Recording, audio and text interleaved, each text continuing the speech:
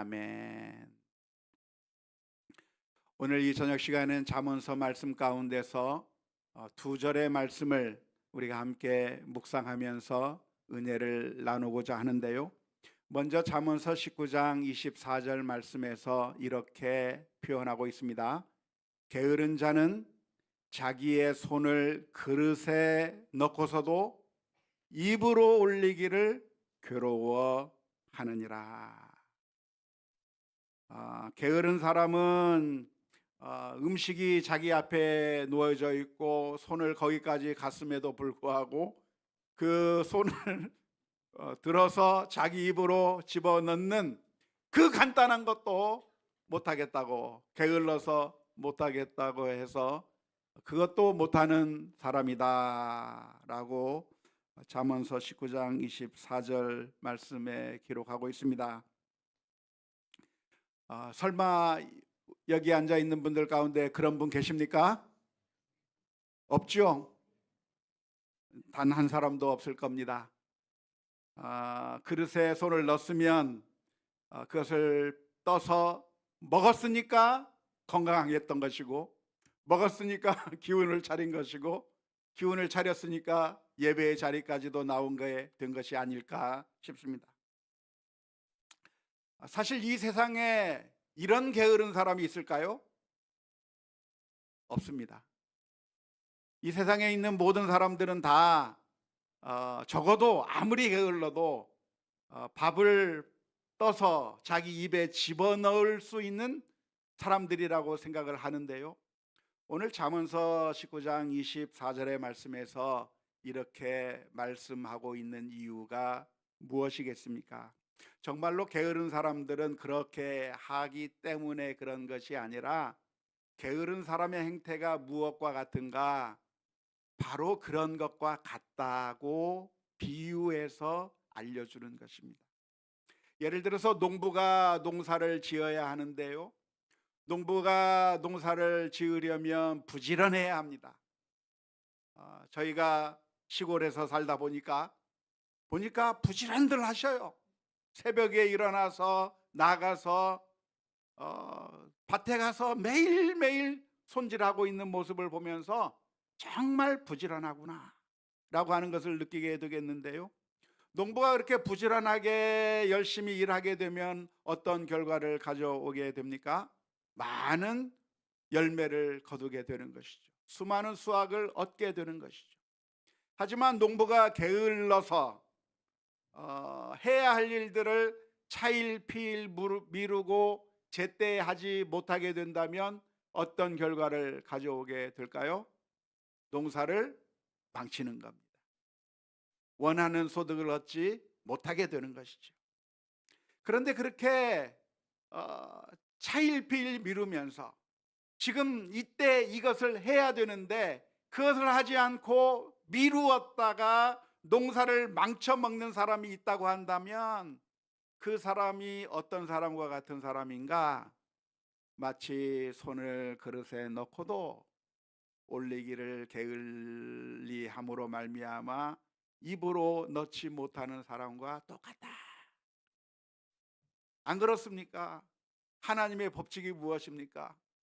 심으면 곡식이 나오고 씨를 뿌리면 열매를 걷고, 하나님의 법칙은 누구에게나 다 적용이 되는 것이기 때문에 선인이든 악인이든 하나님께서 햇빛과 비를 주시며 하나님께서 은혜를 베풀어 주셔서 누구든지 열심히 일하기만 하면 다 잘 먹을 수 있을 수 있도록 그렇게 하나님께서 수학의 법칙을 만들어 주셨는데, 그냥 그대로 따라하기만 하면 수많은 풍성한 곡식을 얻을 수 있는데, 그것을 게을리하면서 하루 이틀 차일피일 미루다가 농사를 망쳐먹는 사람이 있다고 한다면 그 사람은 어떤 사람과 같아요? 손을 그릇에 넣고도 올리기를 게을리한 사람과 똑같은 일을 한 것이다 라고 하는 의미에서 이 비유의 말씀을 해주고 있는 겁니다. 장사하는 사람도 역시 마찬가지 아닙니까? 어떻게 장사해야 합니까? 열심히 일해야 되는 것이죠. 부지런히 일을 해야 되는 것이죠.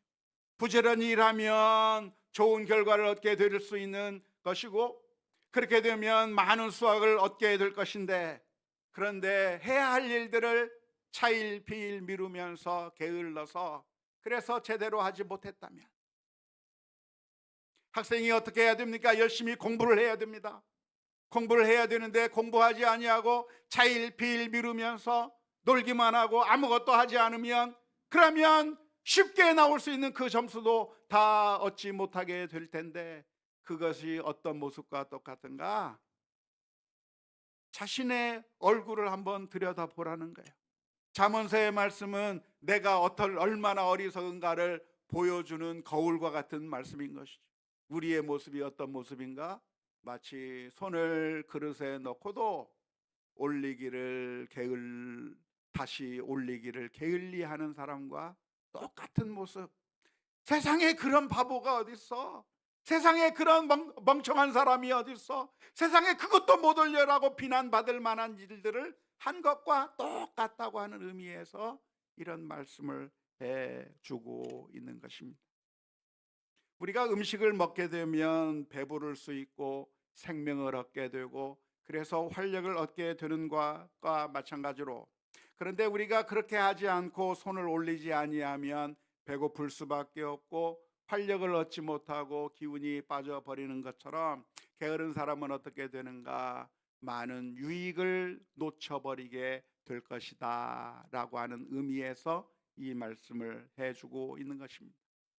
뿐만 아니라 유익을 얻지 못하는, 게으른 사람은 유익을 얻지 못하는 정도가 아니라 사실은 엄청난 손해도 볼 수 있다고 하는 사실을 기억해야 합니다. 손을 들어 올려서 음식을 먹게 되면 건강해질 수 있는데, 기운을 차릴 수 있는데, 그걸 하지 못한다고 한다면, 그렇게 하지 못하니까 유익이 상실되는 것이겠지만, 유익을 얻지 못하게 되는 것이지만, 유익을 얻지 못하는 정도가 아니라 엄청난 손해까지 있다고 하는 사실을 기억해야 되는 것이죠. 요즘 AI를 많이들 사용하고 있는데요. AI를 돌려보면, AI를 활용하면 많은 정보들을 우리가 얻게 됩니다. 그래서 얼마나 좋은 세상에 우리가 살고 있는지 몰라요. 그러면 어떻게 해야 됩니까? 활용해야 되는 것이죠. 이 세상에 수많은 가짜 뉴스들이 막 돌아다니고 있는데, 그 가짜 뉴스들이 돌아다니고 있을 때 그 가짜 뉴스에서 말하고 있는 내용이 정말인가?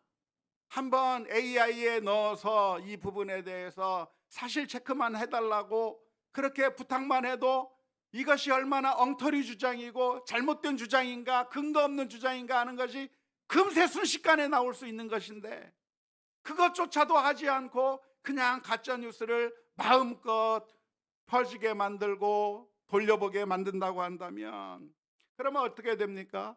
결국 망하는 거죠. 사실 가짜 뉴스라고 하는 것이 무엇입니까? 누군가 의도를 가지고, 목적을 가지고 자신의 이익을 극대화하기 위해서 가짜로 만든 뉴스가 가짜 뉴스인 겁니다.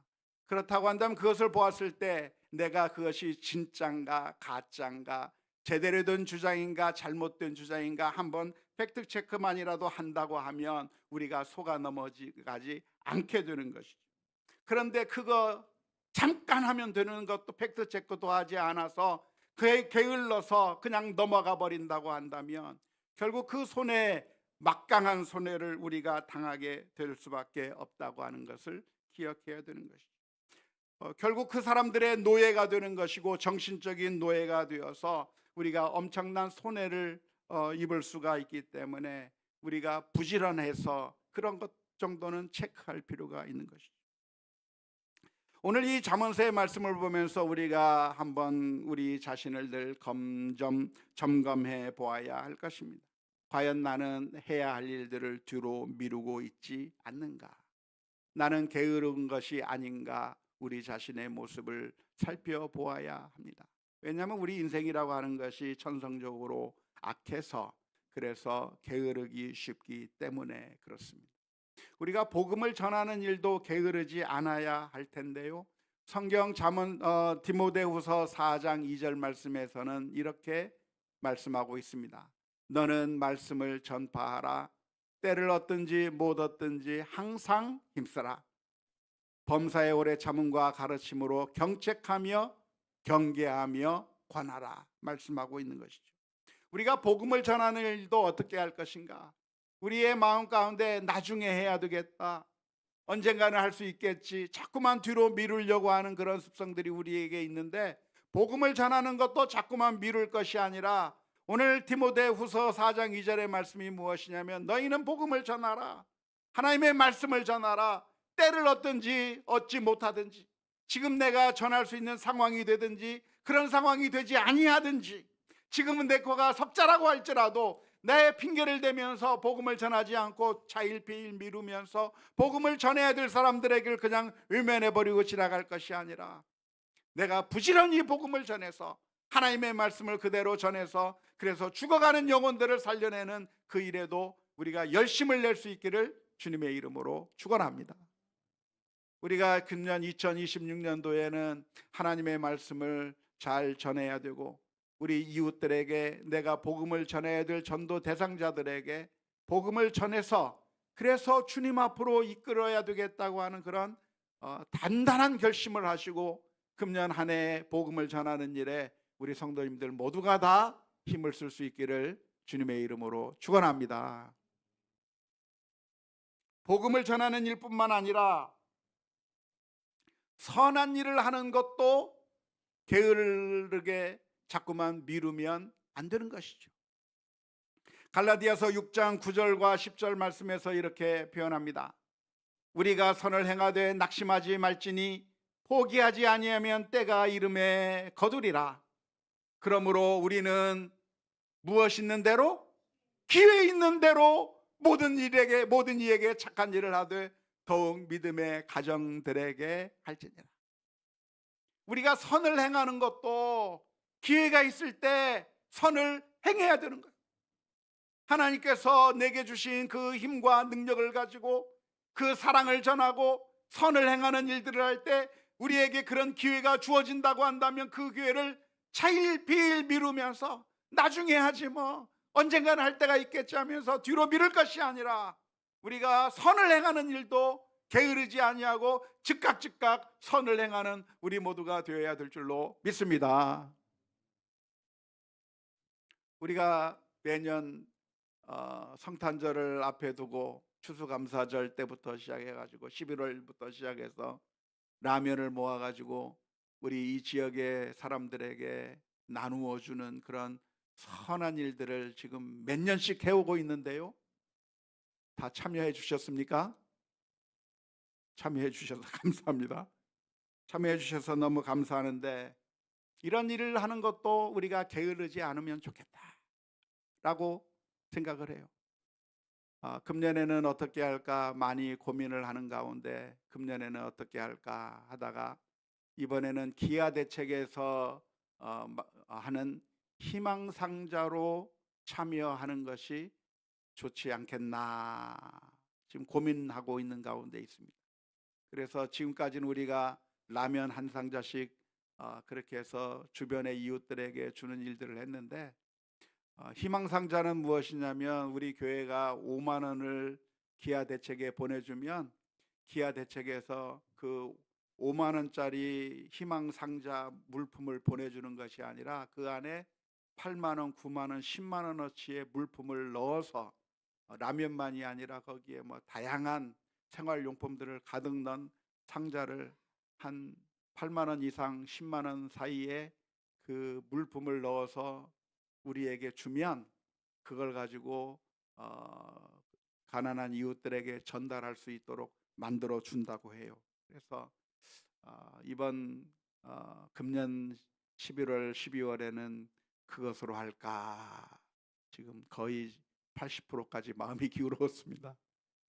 그런데 전에는 우리가 라면을 사가지고 왔지만 이번에는 그러면 헌금을 해서 참여하실 분은 5만 원으로 참여하시고 10만 원으로 참여할 수 있고, 5만 원 못 하시는 분은 10,000원 참여할 수 있고 헌금을 해서 그렇게 해서 참여를 했으면 좋겠다 생각이 드는데, 늘 우리들의 마음 가운데 연말에 힘들잖아요. 연말에 힘든데 돕자고 하니까 또 힘들잖아요. 그죠?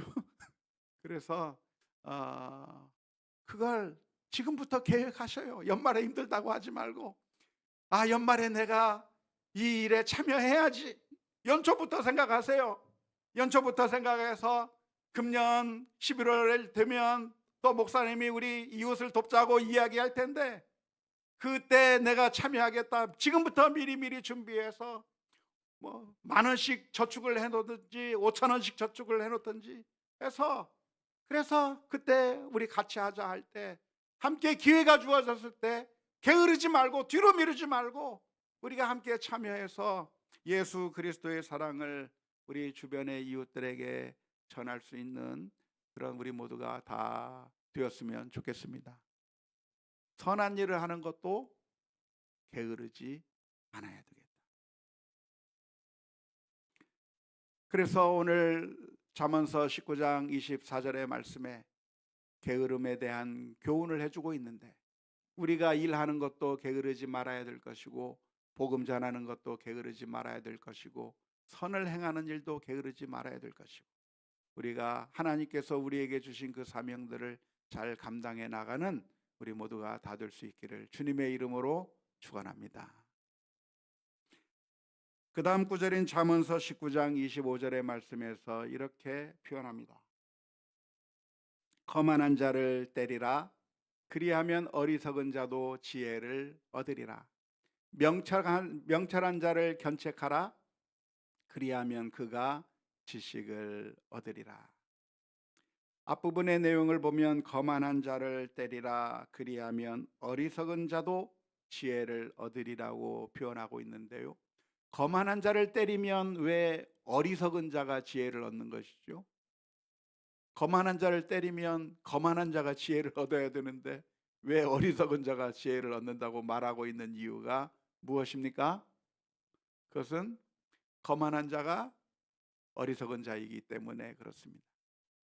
거만한 자가 정말 자신은 뛰어난 사람이고 아무런 부족함이 없는 사람이라고 그렇게 교만하게 생각이 되겠지만, 그러나 사실은 그 거만한 것이 어리석은 일인 것이고, 그런 어리석은 자는 결국 지혜를 멀리하게 되는 것이기 때문에, 그런 사람은 어떻게 해야 되는가? 거만한 자, 어리석은 자는 무엇을 해야 되는가? 미친 개에게는 몽둥이인가? 약이라고 하는 그런 말이 있는데, 그게 속담인가요? 뭔가요? 아무튼 그런 말이 있는데, 그런 말일까요? 맞으면 정신을 차린다고 하는 것인데 딱 맞는 말은 아니겠지만, 이 어리석은 자를 바로 돌이키게 만들기 위해서 책망하면 그나마 지혜를 얻을 수 있게 될 것이다 말씀하고 있는 것이고요, 뒷부분에서는 명철한 자를 때리라. 그리하면 그가 지식을 얻으리라 말씀하고 있습니다. 명철한 자가 잘하고 있는데도 때려야 된다는 이야기입니까? 견책해야 된다고 하는 이야기일까요? 주마가편이라고 하는 말처럼 달리는 말에게 더 채찍질하는 것처럼 그렇게 해야 된다고 하는 말일까요? 사실은 잘하고 있다고 한다면 그렇게 채찍질할 필요가 없을 거라고 생각이 드는데요, 아무튼 명철한 자도 잘못된 길로 간다고 한다면 그때 책망을 해서 견책을 해서 잘못된 길에서부터 돌아오게 만들어야 한다고 하는 그런 의미입니다. 어리석은 자이든 명철한 자이든 그들이 잘못된 길로 가고 있을 때, 악한 일을 하고 있을 때 그것을 그냥 내버려 두고 방치해 둔다고 한다면 그 사람들이 파멸의 길로 갈 수 있기 때문에, 견책해서라도 때려서라도 그 사람들이 악한 길로 가다가 파멸되지 아니하도록 지혜를 얻게 만들기 위해서 경계하고 견책하는 것이 필요하다고 하는 것이 오늘 잠언서의 말씀입니다. 혼내는 일이 쉽지 않지만 필요한 것이라고 말씀하고 있는데요, 사실 하나님은 어떤 하나님이십니까? 징계하는 하나님이시죠. 하나님도 우리가 잘못하고 있으면 그냥 내버려 두시는 하나님이 아니라 징계하시면서 우리가 돌아오도록 만드시는 하나님이라고 가르쳐주고 있습니다. 히브리서 12장 6절에서부터 13절의 말씀에 이렇게 표현합니다. 주께서 그 사랑하는 자를 징계하시고 그가 받아들이시는 아들마다 채찍질하심이라 하였으니 너희가 참음은 징계를 받기 위함이라. 하나님이 아들과 같이 너희를 대우하시나니 어찌 아버지가 징계하지 않는 아들이 있으리요. 징계는 다 받는 것이거늘 너희에게 없으면 사생자요 친아들이 아니니라. 또 우리 육신의 아버지가 우리를 징계하여도 공경하였거든 하물며 모든 영의 아버지께 더욱 복종하며 살려하지 않겠느냐. 그들은 잠시 자기의 뜻대로 우리를 징계하였거니와 오직 하나님은 우리의 유익을 위하여 그의 거룩하심에 참여하게 하시느니라.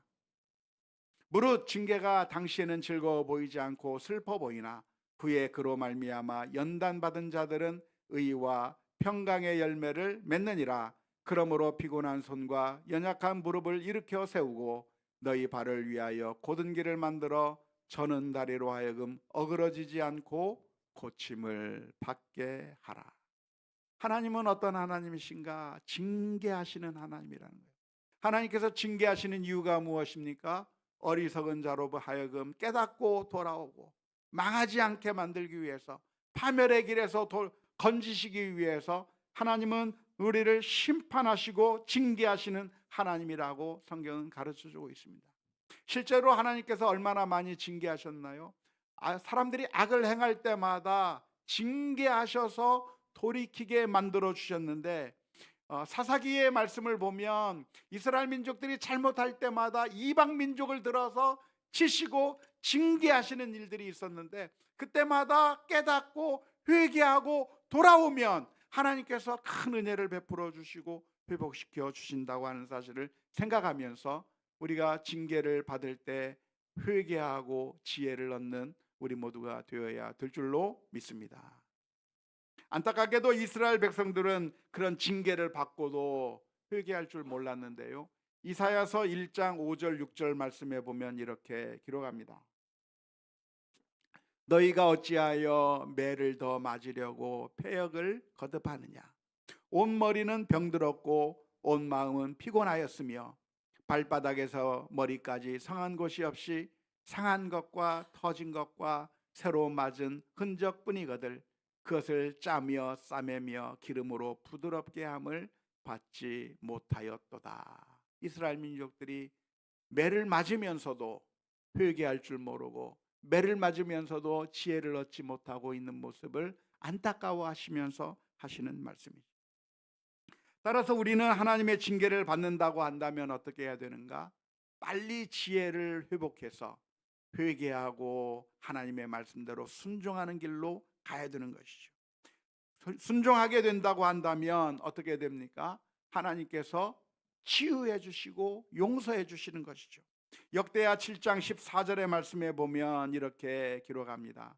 내 이름으로 일컫는 내 백성이 그들의 악한 길에서 떠나 스스로 낮추고 기도하여 내 얼굴을 찾으면 내가 하늘에서 듣고 그들의 죄를 사하고 그들의 땅을 고칠지라.